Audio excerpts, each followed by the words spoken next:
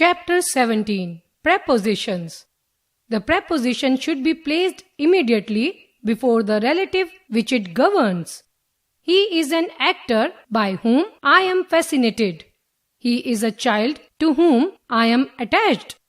If two verbs are used and they cannot both be followed by the same preposition, the correct one must be put in after each verb. He has been thinking about you and looking for you all day.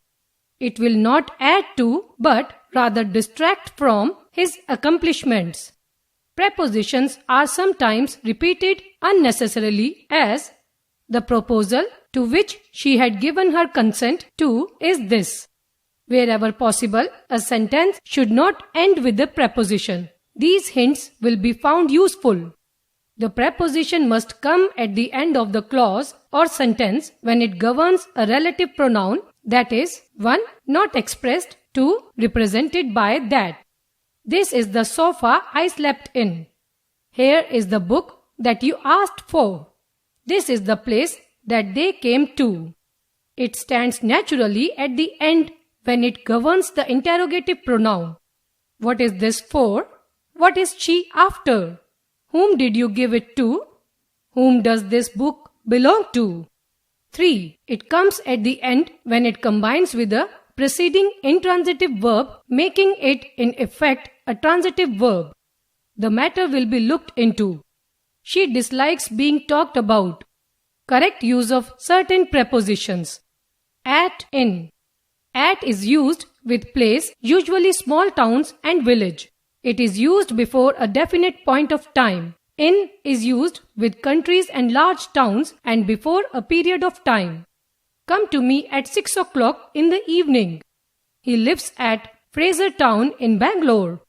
He is in the USA these days. She lives at Chandni Chowk in Delhi.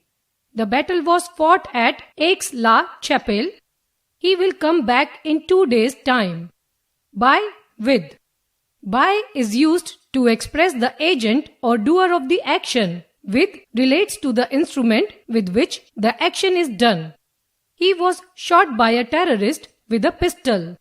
He was struck by his friend with a rod. To kill two birds with one stone.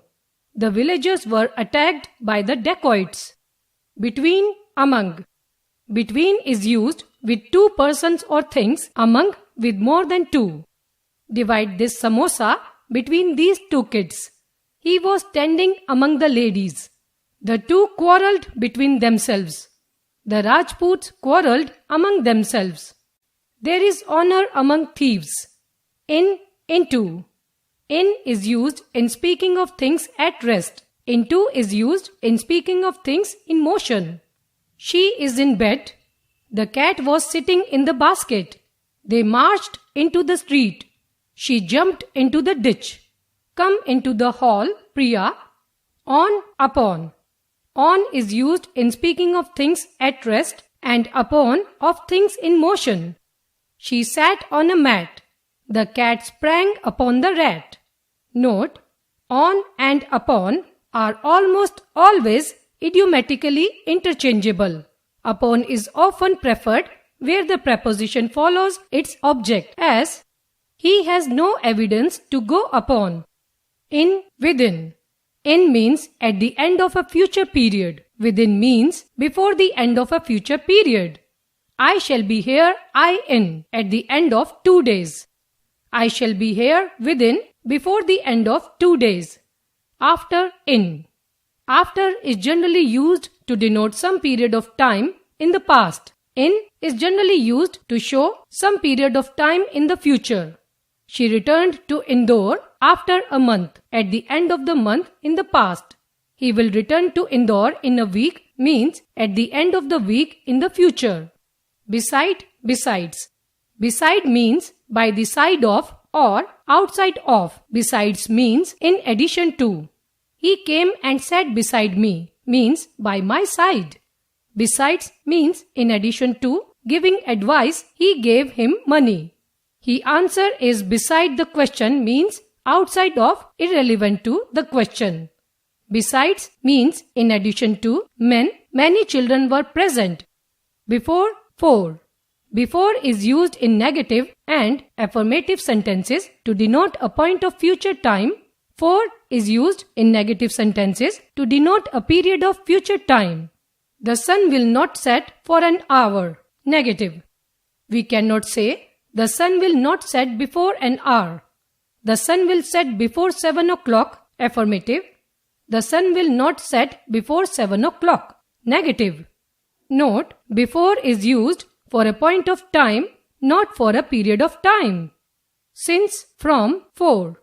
Since is used to denote a point of time, never a period of time. It is preceded by a verb in the present perfect tense, but it is correctly used when we speak of the past time and can never be used with reference to the present or future time.